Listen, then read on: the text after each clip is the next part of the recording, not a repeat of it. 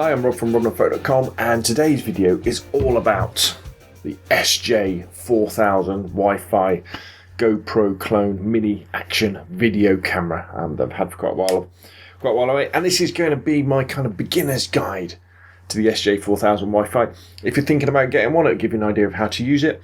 If you've got one and maybe you're struggling a little bit with some of the controls, this will kind of get you started. So, why should you buy one of these? Well, they're a GoPro copy, and basically this little waterproof camera, video camera, can take beautiful 30 frames a second, 1080p video footage when you're outside. It's not very good inside because the white balance goes a bit off with artificial light, but when you're outside in the sunshine, this thing takes beautiful video. Now, I just want to say, I'm holding this on a Gorilla Pod. It doesn't come with a Gorilla Pod, but it comes with lots of different accessories. When you buy one, there's loads and loads of mounts to get you started. But if you're a photographer, for example, or a videographer, and you're not really buying it to go on your surfboard or your motorbike or your mountain bike, or your drone, you're buying it, to do third-person footage, maybe of yourself or a wedding or something like that, then you'll probably want to stick it on a Gorilla Pod, because it means that you can then attach it to anything. And generally, when I go out with my SJ4000, because I'm making a video and I want to take video of myself or shooting, and I don't want to kind of have my mobile phone trying to kind of do this, what I can do is I can set the camera up, and I can put it around a tree or around a post, start it recording, and it gives you beautiful video. Now, it has a really wide angle lens, so you get a whole scene in, but the beauty, there's that word again, of that, is the fact that if it's not quite pointing at you, it doesn't really matter because you'll be in on the scene. However, although this is a bargain camera available for well under £100, it does have a screen on the back for composition. How good is that? So when you're doing stuff like this, you can check your composition. But you'll say, well, wait a minute, if it's on a tree, how can you check the composition? But it's Wi-Fi. You can control it with your phone. You can see the screen on your phone. So even if you set it somewhere where the screen's to the back of you, you can still adjust the composition so you get just the shot you might want.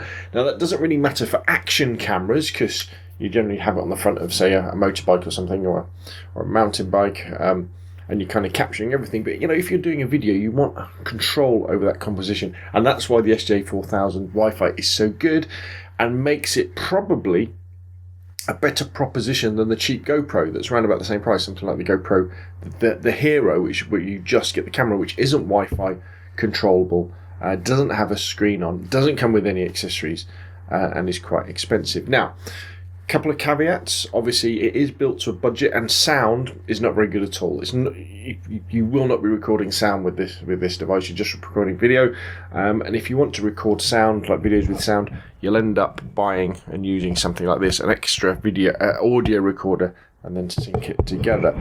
But overall, if you think you could do with another video camera apart from your DSLR or your compact system camera or your mirrorless camera, or just use your mobile phone because you don't want to drop it, you want some way of mounting it, then the SJ4000 Wi-Fi is the one. Well, I haven't done a comparison review because I don't have any other action cameras, but for the money, it's very, very good, and I think it's great. Not perfect, but good enough. And as to which bundle to buy, well, I would go on eBay and I would just make sure I got one with a couple of extra batteries. The batteries don't last that long. You can get 40 minutes worth of recording out of it. But when you're turning it on and off and doing stuff like that, or you're reviewing footage, then you can burn through that. And it's always good to have a spare battery. So let's turn the camera around and let's have a closer look at the SJ4000 Wi-Fi, a few of the buttons, and we'll have a look at a few of the accessories that it comes with as well. Right, so here we go. Here is the SJ4000. It's a little waterproof case. That's the Gorilla Pod mounting. Again, it doesn't come with a Gorilla Pod mount, but it's definitely worth buying one if you're a photographer or a videographer. And what basically you can see here is its nice little tough case with the buttons. We've got its lens here. And then to turn the machine on, we just press this button here. Now, if these buttons ever become a little bit stiff, you can just add a little bit of silicone lube to them. And then what we've got on the sides are our option buttons. One, if we press it up, turns the Wi-Fi on. And then we press that to turn it off again. And then if we press the front button again, that then takes us into stills mode. And then if we press it again, we're into the menus. And once you're into the review, it's a rather flashing picture of me. And then we're into the menus, and then we can use up and down to go through these. And then if we want to go back, we then press the front button again, and then we can then just start recording simply by pressing that button, and you'll see the little red and yellow light flashing away. And we are now recording lovely HD video. Let's just stop that and let's crack open the case. You've got like a little button that you press across, and then the top of it flaps open, and we can get at the unit itself. And here you can see how tiny it is. Once you've got it out, it's very simple. You know, the buttons work a lot better. Not particularly useful when it's out like this. I guess you could rest it and you could hold it. But what this does enable us to see is on the bottom we have our battery compartment, and then on the side we've got our little micro SD spot, our HDMI out, and our mini or micro USB charging port as well. Now, what you'll notice on the bottom in the battery flap is actually I leave the little tab out that helps you to get the battery out, because the problem is often this little cover that you see here can be fiddly to open, because you can open it up and you can't get it to come out. But if you leave that little flap out there, you can just give it a little tug, and then you've got access to the battery underneath. Normally that would be hidden away, but I would say leave that little tab out, and it makes your life so much easier. So that's the unit itself. Again, not particularly great, but let's have a look at some of the accessories you get. This is a nice little skeleton case, and you can see it here with a little clip, so you can mount your SJ4000 in, and then you could clip it to something. But also you can see now we have tripod mounts as well. We can put that. We've got a spare case in there. Lots of different Velcro straps for fixing it into place. Here's a little mount that you could mount your SJ4000 Wi-Fi onto excuse me, any sort of bar, so handlebar mounts, motorbike mounts. Here we have self-adhesive mounts, normally used for things like helmets. There's another kind of mount for angling it, and you get all sorts of things in the pack for mounting your SJ4000 into different positions. Now, one of the things that you want to do, however, is on the mounts, they can be a bit shiny when you're moving them. And what I've found is that you sometimes find that the especially like the waterproof case will have a tendency to slip like this. So all you need to do is just take a little bit of sandpaper and rough it up in there, and that will help a lot. And one of my big tips as well is if you've got an old monopod hanging around, take one of the top mounts, put it onto the top, and then you've got a go pole for doing selfies and generally dunking it under water as well. Now, using the SJ4000 Wi-Fi is simplicity itself. You know, for the sake of this video, I've taken it out of this little case so you can kind of see what's going on. But literally, it is a case of let me just turn it off. It's just turning it on by pressing the power button, and then you'll see as soon as you boot it up, you're in the video mode. All you need to do is press the top button right there, and we're recording beautiful 1080p video. Let's just stop that. If you want to take some stills, just press the front button again, and we're into stills mode. Again, we can just press, we can take pictures, and then if we press the mode button again on the front, we can then review our video and our stills. Press it again, and we're into the settings. So it's very, very simple. So let's go in and have a look at some of the settings now. In fact, I tell you what, let's see if we can. Should we see if we can zoom in a little bit, and then you'll be able to see what's going on. Okay, I'll try and hold it still. So let's go into the settings. There goes that bloody clock again.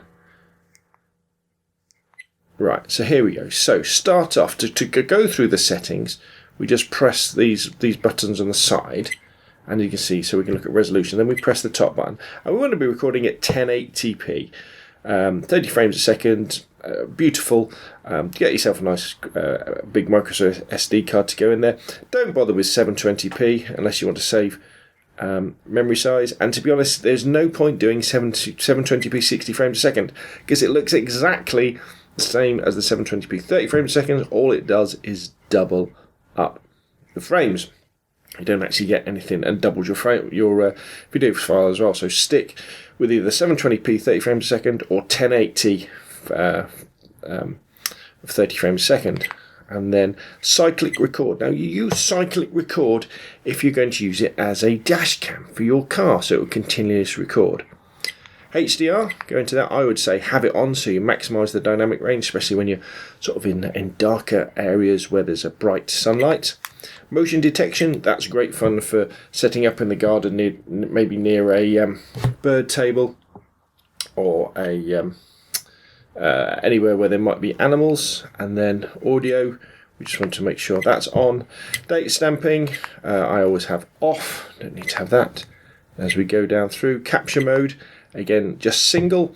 What you can do then is, if you want to do a time lapse, this is where you would put in like 3 seconds, 5 seconds or 10-second timer, and the camera would then capture a beautiful stills time lapse for you. Image size, now, image size for stills, there's no point going beyond 2 megapixels. 1920 by 1080, that is the native resolution of the sensor in this little camera. If you go up to the higher settings, all you're doing is doubling or trebling or quadrupling the pixels, but they're the same. You're not getting any more detail at all. So stick with 2 megapixels. Quality, obviously, you want on fine. Sharpness, I would always have on normal. White balance. Now, this camera isn't brilliant with white balance, so I would say stick it on auto. And sometimes, if it looks a little bit orange, which it tends to do, I would say deal with it in post-processing. When you're inside under false lighting, again, you could try tungsten, but it still tends to be a little bit orange. You can go in and have a look at the colour there. Again, you could have black and white or sepia. And as we go down even a little bit further, we can put in our ISO. Again, you want this on auto. Exposure compensation, I wouldn't bother with that. Face detection, again, not bothered about that. I don't bother with anti-shake. Keep that off. Your quick review, you can set the time, language, and things like that. And that's basically it. And then if we press the front button again, we're going back into capture mode. So 1080p, HDR, and then, you know, normal settings, fine for your video quality, and you'll be ready to go. Let's just zoom out again so you can see what's going on. And that's basically it. Pop the camera in its lovely rough case to stop it getting damaged, and get out there and record some beautiful HD video.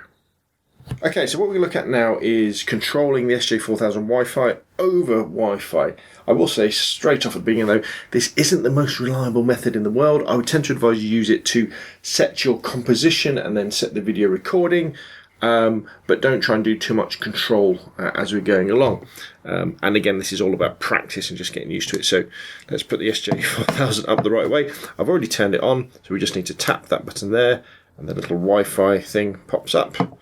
And then I've turned Wi-Fi on my phone. Let's just go into the settings. And then all we do now is, after you've installed the software, we've got it set up, all I do now is I just select the camera on my Wi-Fi network, and this has created a link between the two devices. And then I can fire up the SJCAM software, and what you should see, fingers crossed, is a little cannon. There we go. There's my fingers. And there's, now, if I tip this up a little bit, maybe it will go bigger. Yeah, there we go. Wow, how cool is that? That is brilliant. And that's the kind of view you can see. So I can now control this camera via my phone. Isn't that absolutely amazing? This is something you only really get on the higher end GoPros. And then if I want to control it, we just press something on the screen, which I can't remember. There we go. We just slide down, and then I can press the record button. And now, this is now recording. You should be able to see the light going off the top. Then if I press it again, that should stop it recording. As you can see, sometimes it's a bit hit and miss. But we can also go into the settings. We can change resolution. All those different things that we could set on the back of the camera, we can muck around with there as well. How incredibly useful is that? As I say, it can be a little bit hit and miss. And in my experience, especially if you've got the camera mounted, say, on top of your car and you're trying to control it from the app, you can end up with it kind of starting and stopping and you're not really knowing what the camera's doing. So I tend to treat it as a bit of a change of state thing. But purely from this quick little demonstration where you can see all we're doing is we're just starting the camera off recording, it would enable us to adjust our composition for a particular scene, should we so wish, to get it right, to get it how we want it, and then start recording, record our video, and then move on from there. I'm going to leave this little bit of the section of the video deliberately short because it's really all about practice and you giving it a go. There we go, see, it's dropped it. Let's try and see if we can pick it up again, which it has, even though obviously the range is very, very low, but there'll be a lot of interference in here. Have a play, and it is, although it's not the most reliable feature in the world, it's definitely a feature worth buying the SJ4000 Wi-Fi for. Now, if you're using your SJ4000 Wi-Fi just as a third-person sort of video camera, maybe you're doing a piece to camera, or you're doing it to record you while you're doing something else, or other people, etc., then you just record video as normal. However, if you've seen those GoPro videos, on YouTube that look amazing, all this action going on, it is very important to remember that these clips that they put together are made up of dozens and dozens, if not hundreds, of short little clips that they flick backwards and forwards to. Now, if you're doing something incredibly exciting, like downhill skiing, for example, even with those videos, you'll see it's not the same first-person view or third-person view they use all the time. They'll be snapping backwards and forwards. So when you're out and about with your SJ4000 Wi-Fi taking video, make sure to keep moving it around. Record from lots of different angles. Say you're on a bike, put it on the handlebars, pointing that way for a while. Put it on the handlebars, pointing that way around. Put it on the rear stays or the crossbar, and just keep moving it around. And bear in mind as well is that each clip normally, when you're actually editing it together in your software, will probably only be a couple of seconds long. So it's a really fast chopping in between different cuts to keep the pace of a video up. If it's like an action shot, with some nice fast music as well. So bear that in mind. It's quite a long-winded process producing an action video because, as I say, you've got to create lots of different shots, and just, I would say, even make a plan. Write down on a piece of paper or on your laptop or on your phone a plan for the different shots you're going to do, so you remember to get them in, and then you can edit them all together. And then you can edit them in something like Windows Movie Maker, nice free software. Or I use Premiere Pro, a bit more expensive, well, a lot more expensive, but it's very good. And probably the most important aspect of a video is the sound, is the music. And remember, if you go to YouTube.com, well, do a search on Google for YouTube free music, you'll see they've got a whole section of copyright free music that you can use on the YouTube videos, everything from slow ambient stuff to fast rock stuff, and that will add a completely different dimension to your videos rather than just having no soundtrack or a pedestrian soundtrack. But please don't use copyrighted music from your favourite artist, because it will just get pulled from YouTube, or it will still be up there. You won't get any money though, because someone else will have adverts and take the money that way as well. As I said before, if you want to record the audio, say again you're using the SJ4000 Wi-Fi for pieces to camera, you're going to have to use an external audio recorder. This particular one is the Zoom H1 Handy recorder. Very, very cheap, well under £100. You could use it with a lav mic, and in fact I have done a video about this already on YouTube, and I'll put a link on the screen and in the show notes down below. And what basically you're doing is you start the video recording, you start the audio recording separately, and then in post-processing you then sync the two up, normally by using some sort of visual visual cue, like a clap, or a clapper board you could use, or you can just slide the audio track backwards and forwards, and that is very doable as well, and gives you lovely crisp sharp 1080p video with beautiful stereo audio as well. So I guess in conclusion, I would say, if you think you might want a GoPro, but you're not quite sure, maybe because you're like me, you're not really an action person, but you think you might be using it for other video purposes, like doing YouTube videos or third-person stuff, rather than, spend out all that money on a genuine GoPro, which they are hundreds and hundreds of pounds, $100, for less than £100, less than $100, one of these little babies will give you a really good taste, a really good flavour of what it's like to record video with an action camera. And then if you want the ultimate quality, with better white balance, better frame rates, you can get 60 frames a second, 120 frames per second, slow motion, that the GoPros can do, then, by all means, invest in it. But until you get there, I think a camera like the SJ4000 Wi-Fi action video camera is well worth an investment and well worth a place in any photographer's and videographer's arsenal of different bits of kit. Well, that's enough from me. If you've got any other ideas, hints or tips, please put them in the comments below. If you like the video, hit the thumbs up. If you like the series, please subscribe, and hopefully I'll see you again soon.